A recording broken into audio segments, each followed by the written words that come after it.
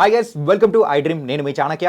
So gym అనేది మన లైఫ్లో ఖచ్చితంగా వెరీ ఇంపార్టెంట్ రోల్ అనేది ప్లే చేస్తుంటుంది. మరి జిమ్కి వెళ్ళాలంటే సో ఎలాంటి జాగ్రత్తలు తీసుకోవాలి అంటే మనం రీసెంట్గా కొన్ని ఇన్సిడెంట్స్ అనేది కూడా వింటూ ఉంటాం.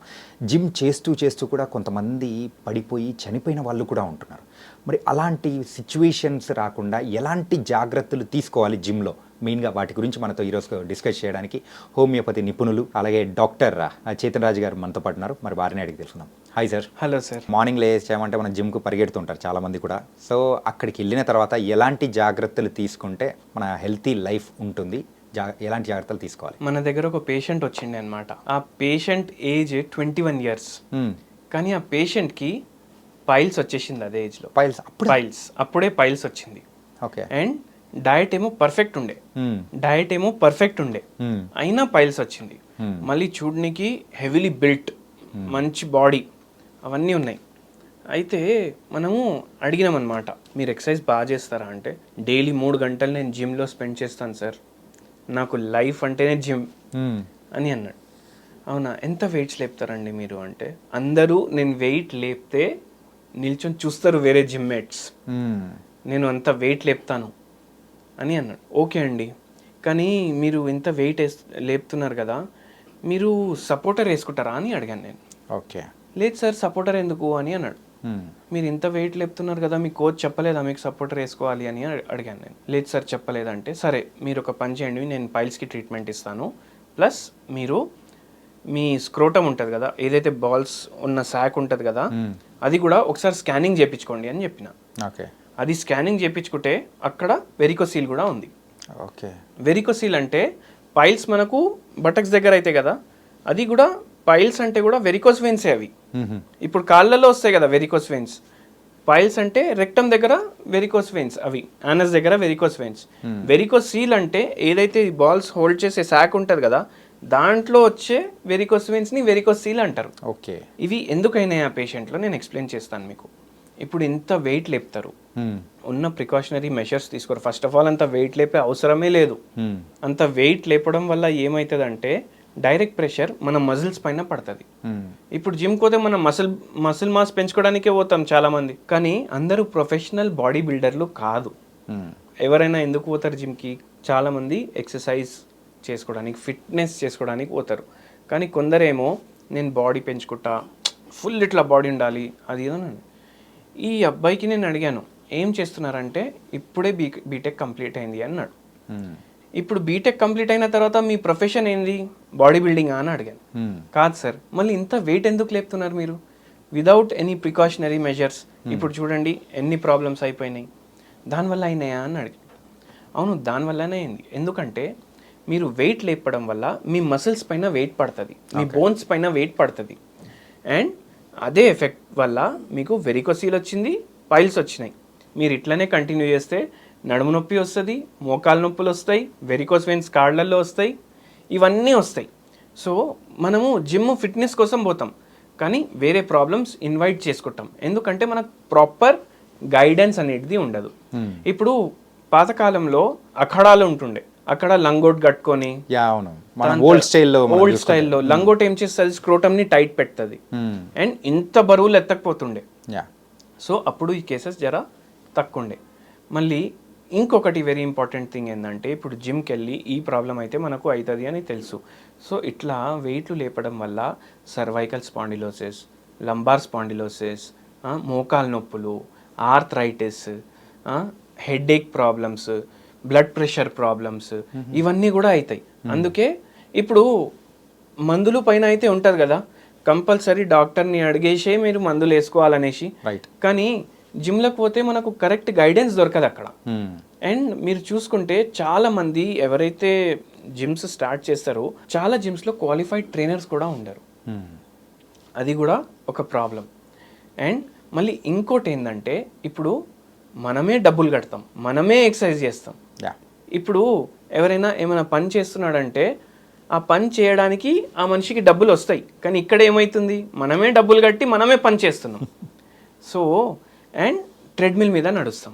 ట్రెడ్మిల్ ఎప్పుడు ఇంక్లైన్డ్ ఉంటుంది. ఇంక్లైన్ అంటే ఇట్లా స్లాంట్ ఉంటుంది కొంచెం, అండ్ కంటిన్యూ ఒకటే స్పీడ్ మీద నడుస్తుంది. వెయిట్ తగ్గించుకోవడానికి మనము ఆ ట్రెడ్మిల్ మీద నడుస్తాం. బయట జాగలేదా మీరు చెప్పండి నడవడానికి, అది న్యాచురల్ వాకింగ్ ఉండదు. సో ఎవరైతే ట్రెడ్మిల్ మీద ఎక్కువ ఎక్సర్సైజ్ చేస్తారు కదా వాళ్ళకు మోకాల నొప్పులు స్టార్ట్ అవుతాయి మెల్లగా. ఓకే. సో అందుకే న్యాచురల్ దాంట్లోనే ఎన్వైరన్మెంట్లోనే మీరు వాకింగ్ చేయండి. ఎందుకంటే మన బాడీ ఎట్లా అయితే ఎనర్జీ స్పెండ్ చేస్తుంది దాన్ని బట్టి మన స్పీడ్ కూడా వేరీ అవుతుంది. ఓకే. అండ్ మన మజిల్స్ పైన మన బోన్స్ పైన దాని ప్రభావం ఉంటుంది. కానీ ఇక్కడ కంపల్సరీ మీరు పుష్ చేస్తున్నారు, మీ మోకాలకి కొంచెం ప్రెషర్ తగ్గాలి. కానీ ఎక్కువ ప్రెషర్ ఆ ట్రెడ్మిల్ పెడుతుంది, ఎందుకంటే మీరు స్పీడ్ అడ్జస్ట్ చేశారు దాంట్లో 6 km/h 7 km/h. కానీ బయట కొంచెం ఫాస్ట్ నడుస్తాం కొద్దిసేపు, మళ్ళీ స్లో చేస్తాం, మళ్ళీ ఫాస్ట్ నడుస్తాం. సో అది కాదు అక్కడ. దానివల్ల ఇటువంటి ప్రాబ్లమ్స్ అవుతాయి. మళ్ళీ ఇంకెటువంటి ప్రాబ్లమ్స్ అవుతాయి అంటే జిమ్కి వెళ్ళి మనము ఎక్సర్సైజెస్ చేస్తాము కానీ దాన్ని బట్టి న్యూట్రిషన్ అట్లా ఉండదు.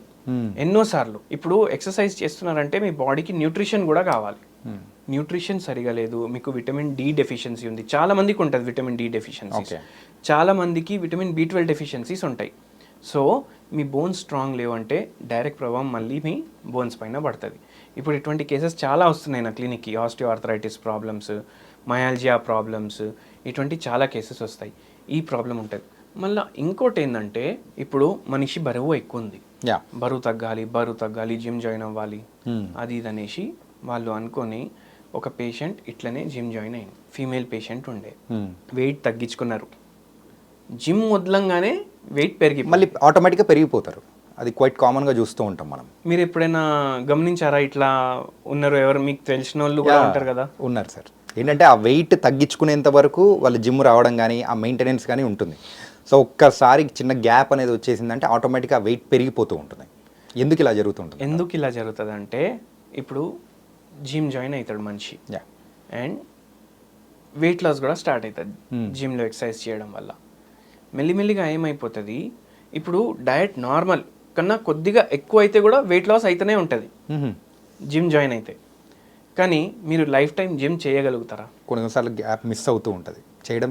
స్టూడెంట్ లైఫ్ ఎగ్జామ్స్ వచ్చినాయి, జిమ్ బంద్ 2-3 నెలలు, కొందరికి 6 నెలలు బంద్. ఇప్పుడు మన జాబ్లో ఏమైనా స్ట్రెస్ పెరిగింది, వాళ్ళు జిమ్ చేస్తున్నారంటే వాళ్ళ జిమ్ బంద్ అయిపోతుంది కొన్ని రోజుల తర్వాత. కొందరైతే 1 yearకి డబ్బులు కడతారు, 5-6 రోజుల తర్వాత మానేస్తారు. సో ఇట్లా ఎందుకు అవుతుంది అంటే జిమ్ జాయిన్ అయినప్పుడు మనకు బరువు తగ్గుతాం, మన డైట్ కూడా కొద్దిగా పెరుగుతుంది. జిమ్ వదిలేసినాక మనం వెయిట్ ఎందుకు పెరుగుతామంటే మనము మర్చిపోయినాం ఏంది, మనం అక్కడ క్యాలరీలు బర్న్ చేస్తున్నాం, ఓకే, ఎక్సర్సైజ్ చేస్తున్నాము, తింటున్నాము, అయినా వెయిట్ తగ్గుతుంది. కానీ ఇప్పుడు మనం క్యాలరీ బర్నింగ్ ఆపేసినాము. అందుకే అదే డైట్ కంటిన్యూ అవుతుంది జిమ్ డైట్. ఓకే, దాని తర్వాత కూడా వెయిట్ పెరుగుతూనే ఉంటుంది. సో మనం ఎప్పుడైతే జిమ్ మానేస్తామో అప్పుడు దాన్ని బట్టి మనం డైట్ కూడా రెగ్యులేట్ చేసుకోవాలి. ఓకే, అట్లా. మళ్ళీ ఇంకా ఏం ప్రాబ్లమ్స్ అవుతాయి అంటే కొందరికి తొందరగా బాడీ బిల్డింగ్ కావాలి. సో దానికోసం సప్లిమెంటేషన్ స్టార్ట్ చేస్తారు. ఆ సప్లిమెంటేషన్స్ ఫస్ట్ మల్టీవిటమిన్స్ ఉండొచ్చు, లేదంటే ప్రోటీన్ పౌడర్స్ ఉండొచ్చు. ఈ ప్రోటీన్ పౌడర్స్ ఎన్నోసార్లు దీంట్లో ఏం ప్రోటీన్స్ ఉంటాయి, క్రియాటినిన్ ఉంటుంది. క్రియాటినిన్ ప్రోటీన్స్ తీసుకుంటే ఏమవుతుందంటే వాళ్ళ కిడ్నీ పైన ప్రభావం పడుతుంది. కిడ్నీ పైన ప్రభావం పడిన తర్వాత వాళ్ళ రీనల్ ఫంక్షన్ డిస్టర్బ్ అవ్వడం స్టార్ట్ అవుతుంది. దాంతో రీనల్ ఫెయిలియర్ కేసులు పెరుగుతున్నాయి, కిడ్నీ స్టోన్ కేసులు పెరుగుతున్నాయి, ఫ్రీక్వెంట్ యూరినరీ ట్రాక్ట్ ఇన్ఫెక్షన్ కేసులు పెరుగుతున్నాయి. సో ఇవి కొన్ని ప్రాబ్లమ్స్ జిమ్స్లో ఎక్సర్సైజ్ చేయడం వల్ల వచ్చేటివి.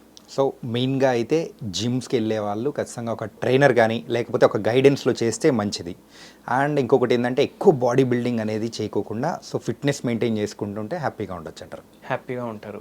Thank you so much sir. ఒక జిమ్ విషయంలో అయితే ఎలాంటి జాగ్రత్తలు తీసుకోవాలి అండ్ అబ్బాయిలు కానీ అమ్మాయిలు కానీ చాలా చక్కగా వివరించారు. So thank you so much. Thank you sir. So guys, జిమ్కి వెళ్ళే అమ్మాయిలు అబ్బాయిలు సో మీరు ఏదో వెంటనే బాడీ తెచ్చుకోవాలి లేదా బాడీ బిల్డింగ్ చేయాలని వెంటనే వెయిట్ తగ్గేయాలని చెప్పేసి అలా మాత్రం అనుకోవద్దు. ఫస్ట్ ఫిట్నెస్ మీద మీరు కాన్సన్ట్రేట్ చేసి ఎక్కువ బరువులు ఎత్తకుండా మీరు జాగ్రత్తలు ఒక గైడెన్స్ ద్వారా మీరైతే ముందుకు తీసుకెళ్లారంటే జిమ్లో సో హ్యాపీగా ఉండొచ్చు, ఆరోగ్యంగా కూడా ఉండొచ్చు, అనవసరమైన ఆరోగ్య సమస్యల వైపు మనం వెళ్లకుండా జాగ్రత్తగా ఉండొచ్చు. కాబట్టి ఇది ఇవాళ ఇంటర్వ్యూ. మరో ఇంటర్వ్యూతో మళ్ళీ కలుద్దాం. అంతవరకు take care. This is your Chanakya. See you.